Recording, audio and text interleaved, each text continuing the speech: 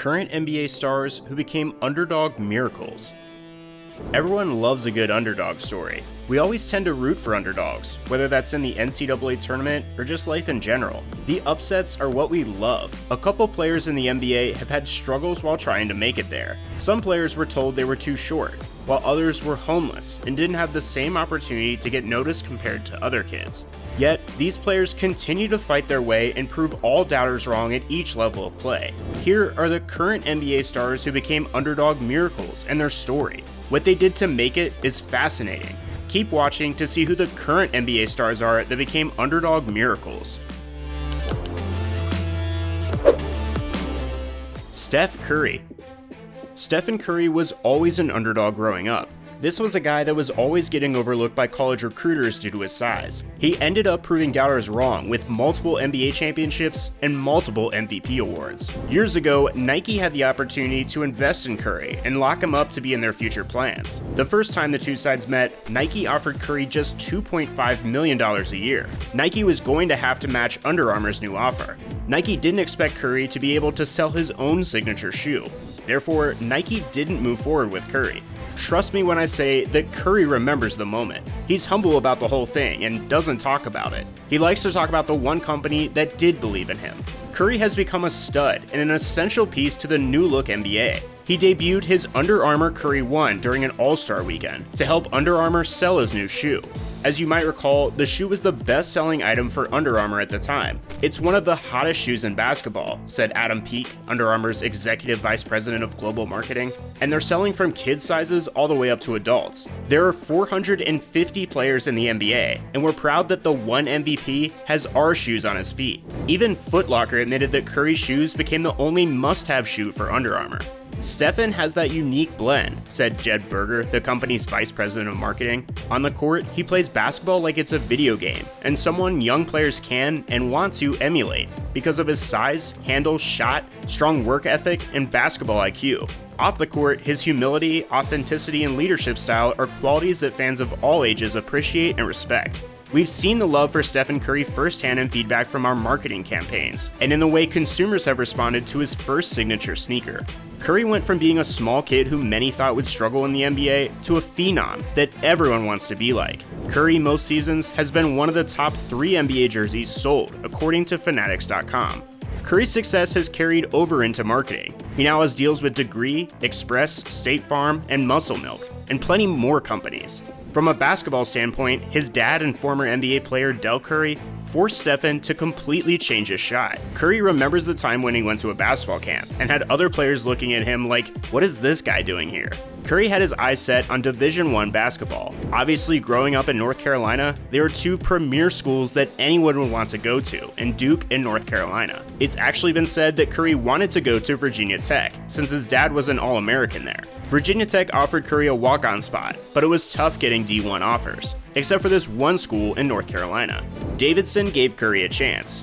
Curry played with a chip on his shoulder and became a walking bucket in college basketball. As an underdog, Curry dominated. He led Davidson to 2 consecutive NCAA tournament appearances, with a run to the Elite 8 during his sophomore season. When it was time for the NBA draft, questions started coming up. Was he too small? Can he defend? Will he produce? Those questions were later answered. Curry will be a Hall of Famer in the NBA. We can already say this. Jimmy Butler. Back in the 2014-2015 NBA season, if you looked at the All-Star Game roster, you'd only find one player that went to junior college. That same player was homeless during his high school days and lived in a town with just 11,124 people. That same player was the NBA's most improved player in the 2014-2015 season and is now a consistent All-Star in the NBA. The 2014-2015 season was Jimmy Butler's time to tell his underdog story during his acceptance of the NBA's Most Improved Player award. "I feel like I've come a long way from Tumble, Texas, and couldn't be more proud," Butler said at the time. His father left Butler's childhood early on. When Butler was 13, his mother Londa kicked him out of his house and put him on the streets because, quote, "she didn't like the look of him." Butler decided to move in with his friend Jermaine Thomas. Thomas's father spent most of his time on the road as a truck driver, so there was an empty space for Butler. Before his senior year of high school, Butler met a freshman named Jordan Leslie at a basketball camp. Leslie lost his father in a car accident. They shared many things in common, so both Butler and Thomas moved in with Leslie, his 3 siblings, and his mother, Michelle Lambert. Lambert became a mother figure to Butler. Butler was still working on his dream of making it with basketball. You look back at Jimmy's story, and it is really amazing that we're here today, Bulls general manager Gar Forman said. You go back to high school where Jimmy was basically a non-recruited player. He goes to Tyler Junior College. Jimmy swears that it's the garden spot of Texas, but I've been there 3 to 4 times and I don't know. Butler averaged 18.1 points and 7.7 rebounds in his 1 season at Tyler. He started getting noticed by some of the bigger colleges. Marquette's coach Buzz Williams brought Butler to Milwaukee to play as a backup player for now NBA player Wesley Matthews and Lazar Hayward. He didn't play at all in his sophomore season. He wasn't thinking about the NBA. He just wanted to play at the biggest stage. Buzz brought me to Marquette and he taught me your confidence, it only comes from your work, Butler said in 2015. This summer, I put in a lot of work to get to where I am today. Without Buzz constantly challenging me and pushing me to be great, I don't think I'd be standing here. Butler progressed at Marquette in his junior and senior years. Butler scored 14.7 and 15.7 points in his junior and senior seasons. Going from a bench warmer to a 15.7 point scorer caught the eye of the Chicago Bulls. They grabbed him with the 30th overall pick. In a lockout-shortened season in 2011-2012, Butler played 42 games, averaging 8.5 minutes and just 2.6 points. Butler explained how his Bulls teammates Luol Deng and Adrian Griffin helped him through his rookie season. Luol had a lot to do with it, to tell you the truth, teaching me to be a professional and teaching me the ropes, Butler said. Griffin was the Bulls' assistant coach. He helped Butler with his isolation play. I beat him one-on-one a lot in my rookie year, and he can't beat me to this day, Butler joked. Butler finally started seeing some success in 2012-2013, when Luol Deng was injured. Butler averaged 8.6 points in 82 games and 20 starts, in 26 minutes a game. Butler got much more playing time with the Bulls as time went on. He comes to the Bulls and he continues with the same focus, the same energy, Forman said in 2015. He goes from being a role player initially to becoming a starter, to becoming today the most improved player in the NBA and an NBA All-Star.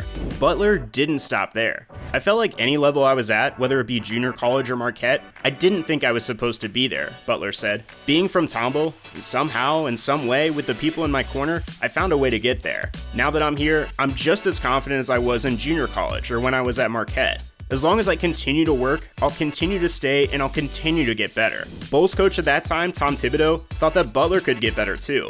He was right. I don't want to put a lid on it, Thibodeau said. I don't think any of us do. We don't know where it's going. All I know is, if you study his career, every year he's gotten a lot better. Thibodeau in 2015 had an overall win percentage of .647, and he credited Butler for that. We wouldn't be in the position that we are today without him, Thibodeau said. Whatever we've asked him to do, he's excelled in that role. He came in primarily as a defensive player, a great effort guy, and he's made himself into a great scorer, and most importantly, a winning player. He's very, very unselfish, and very, very efficient. He scores in a lot of different ways, and he'll guard anybody. He's a fierce competitor. Butler improved so much because of his summer in 2014. Butler turned off all internet and cable services in his home.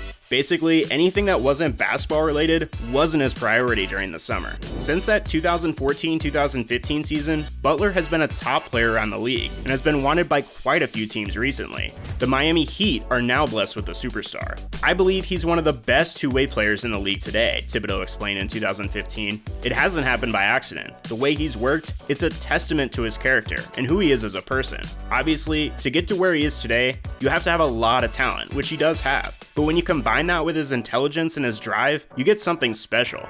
His coaching staff knew exactly the direction that Butler was going to go in the league. The Bulls scouted him and basically called their shot. It paid off. It's still a shame that he's not with Chicago anymore. Jimmy is a very special person, Forman said when he was with the Bulls. Anybody who's been around him knows he goes out of his way each and every day to interact with everybody that he's around. He's always willing to give himself before others, which is really a great trait.